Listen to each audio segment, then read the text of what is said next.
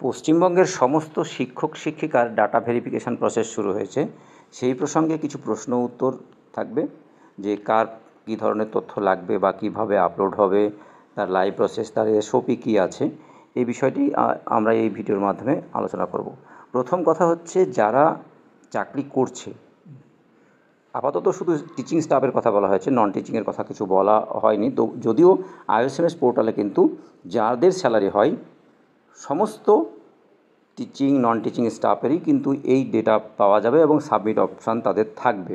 কিন্তু অফিস থেকে যেটুকু বলা হচ্ছে শুধুমাত্র টিচিং স্টাফদের জন্য, এবং ভার্বালি যেটা বলা হচ্ছে অফিস থেকে সেটা হচ্ছে ইনক্লুডিং এইচএম, টিচিং স্টাফ, নন টিচিংদের কথা বলেননি। কিন্তু আইওএসএমএসের পোর্টালে কিন্তু আপনাদের যাদের স্যালারি হয়, ইভেন যদি কেউ এই মাসেও রিটায়ারমেন্ট করে, রিটায়ারমেন্ট হওয়ার আগে পর্যন্ত যে স্কুলে এক্সিস্টিং স্টাফ, সেই প্রত্যেকটি স্টাফের এই ভেরিফিকেশান প্রসেসের মধ্য দিয়ে যেতে হবে। প্রথম কথা হচ্ছে, এসওপিতে কী বলা আছে আমরা ডিটেল দেখব, তার আগে আমি বলে দিই, সেটা হচ্ছে 3টি পেপারস মূলত লাগবে। সেক্ষেত্রে 3টি চেঞ্জ হতে পারে একটু আধটু। প্রথম কথা হচ্ছে, এসএসসি পিরিয়ডের চালু হওয়ার পর, অর্থাৎ 99 থেকে তার পরবর্তী পর্যন্ত এসএসসি যাদের রিকমেন্ড করেছে তাদের এসএসসি রিকমেন্ডেশন, তারপরে অ্যাপয়েন্টমেন্ট লেটার, সেটা অ্যাপয়েন্টমেন্ট লেটার WBBSC হোক বা স্কুল ম্যানেজিং কমিটির হোক, আর অ্যাপ্রুভাল, ডিআইয়ের অ্যাপ্রুভাল। এই 3টি কপি সাইটে আপলোড করতে বলা হচ্ছে না, কিন্তু নাম্বার এবং ডেট। তবে এখানে একটা প্রশ্ন আছে যে অনেক ক্ষেত্রে কোনো কপিতে, যেমন বিশেষ করে হচ্ছে এমসির অ্যাপয়েন্টমেন্ট লেটারগুলোতে অনেক ক্ষেত্রেই কিন্তু মেমো নম্বর নেই। সেক্ষেত্রে কী করবেন? সেই মেমো নম্বর ক্ষেত্রে বলা হচ্ছে যে সেক্ষেত্রে যেখানে মেমো নম্বর নেই সেখানে নীল লিখে আপনাকে সাবমিট করতে হবে, এবং ডেটটা তো থাকবে, সেই ডেটটা দিয়ে আপনাকে সাবমিট করতে হবে। তাহলে এই 3টা ডকুমেন্টস থাকছে। এসএসসির আগে যারা চাকরি পেয়েছেন তাদের ক্ষেত্রে অ্যাপ্রুভালটাকে বলা হচ্ছে, অ্যাপ্রুভাল যদিও সবার ক্ষেত্রেই number, approval, copy of approval memo for the present posting mandatory if a non SSC candidate. Non SSC ক্যান্ডিডেটের ক্ষেত্রে ম্যান্ডেটরি বলা হচ্ছে, যদিও এই অ্যাপ্রুভালের তথ্য কিন্তু পোর্টালে লাগছে না, কিন্তু অফিস সেটা নেবে, সেলফ অ্যাটেস্টেড কপি। তাহলে এই 3টি ডকুমেন্টসের মধ্যে অ্যাপ্রুভাল মেমো নম্বরটা সাইটেও লাগছে না, আর তবে জমা লাগবে, আর রেকমেন্ডেশন এবং অ্যাপয়েন্টমেন্ট লেটার লাগছে। এবার ম্যানেজিং কমিটির ক্ষেত্রে, যদি ম্যানেজিং কমিটির যদি হয় তাহলে সেক্ষেত্রে আপনার অ্যাপ্রুভালের কপি লাগবে, আর প্যানেলের কপির কথা বলা হয়েছে।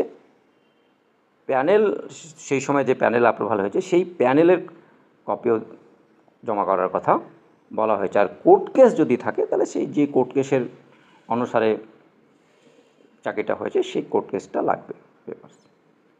এই হচ্ছে স্কুলের তথ্যগুলো কালেক্ট হবে। স্কুল 25 তারিখের মধ্যে সাইটে আপলোড করবে এবং 27 তারিখের মধ্যে হার্ড কপি জমা করবে অফিসে।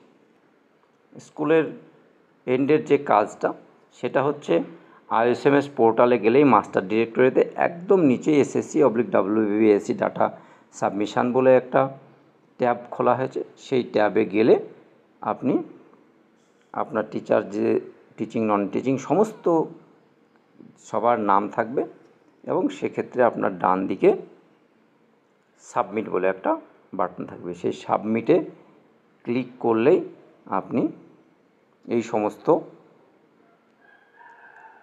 প্রথমত আমি পরে একদম করে লাইভে দেখিয়ে দিচ্ছি, সেখানে ডিটেল বলে দিচ্ছি এই রকম করা হবে, এবং সেই ক্ষেত্রে আপনার তথ্যগুলো যখন কমপ্লিট হয়ে জমা হয়ে যাবে তখন অফিস বা ডিডিও এন্ডে হার্ড কপি নেওয়ার পরে ভেরিফিকেশান হবে। ডিডিও এন্ডে যে এসওপিতে দেওয়া আছে, সেক্ষেত্রে যখন ডিডিও এন্ডের যে মাস্টার ডিরেক্টরি আছে তার একদম নিচে SSC/WBSC ডাটা ভেরিফাই বলে একটি ট্যাব থাকবে একদম নিচে। এই ভেরিফাই ক্লিক করলে স্কুলের নাম আসবে এবং স্কুলের নাম ক্লিক করলে তারপরে টিচার থাকবে এবং যে টিচারদের তথ্য তখন পর্যন্ত সাবমিটেড হয়নি তাদের পাশে লাল কালি দিয়ে নট সাবমিটেড লেখা থাকবে, আর যাদের সাবমিটেড হয়েছে তাদের ইয়েট টু ভেরিফাই বলে একটা নীল বাটন থাকবে। সেই ইয়েট টু ভেরিফাইয়ের পাশে যে অ্যাকশান ওয়ার্ড থাকবে পেন সিম্বল, সেই অ্যাকশান ওয়ার্ডে ক্লিক করলে সেক্ষেত্রে এইরকম একটা ইন্টারফেস দেখতে পাওয়া যাবে, whether recommended by SSC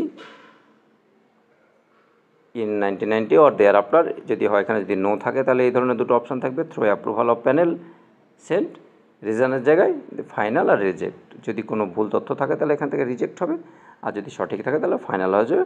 final হয়ে গেলে তারপর ভেরিফাইড লেখা উঠবে। এই হচ্ছে টোটাল লগ ইন করবো, সাবমিট বাটনে ক্লিক করব, নট সাবমিটেড লেখা আছে।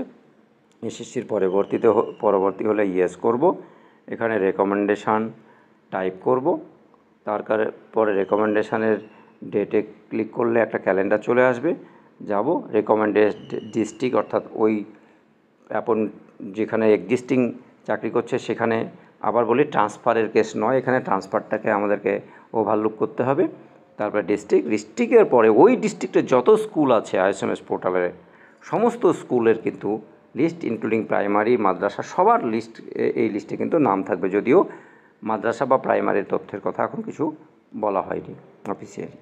রিকমেন্ডেড স্কুলটাকে আপনি যখন পেয়ে যাবেন তখন সিলেক্ট করে নেবেন। একদম প্রথমের দিকে প্রাইমারিগুলো দেওয়া আছে সিরিয়াল প্রাইমারির নম্বর সহ, এবং শেষের দিকে অ্যালফাবেটিক্যালি অবশ্য সাজানো আছে, শেষের দিকে হাই স্কুলের নামগুলো আছে, অ্যালফাবেটিক্যালি খুঁজলেই পাওয়া যাবে। তারপরে অ্যাপয়েন্টমেন্ট মেমো নম্বরটা দিতে হবে, অ্যাপয়েন্টেড ডেট দিতে হবে, তারপরে সাবমিট করলে আপনার এই তথ্যটি সাবমিট হয়ে যাবে। সাবমিট হওয়ার পরে আর কিছু করার দরকার নেই। ডিডিও এন্ডে যখন হার্ড কপি জমা হবে তখন ডিডিও সেটাকে ফাইনালাইজ করবে। যতক্ষণ পর্যন্ত ডিডিও ফাইনালাইজ না করছে তখন পর্যন্ত এখানে ভয় পাওয়ার কিছু নেই, আপনি সাবমিট করলেও সেটাকে ভেরিফাই করতে পারবেন। অর্থাৎ সাবমিট যদি ভুল সাবমিশনও হয়ে যায় তাহলে ভেরিফাই করতে পারবেন যতক্ষণ না ডিডিও সেটাকে ভেরিফাই করছে। ডিডিও ভেরিফাই হয়ে যাওয়ার পরে আর আপনাদের এখান থেকে আর কোনো এডিট করা যাবে না। তো এই বিষয়টা হচ্ছে এইটুকুই। এই বেশ কয়েকটা তথ্য আইএসএমএস পোর্টালে ডিজিটালাইজ করা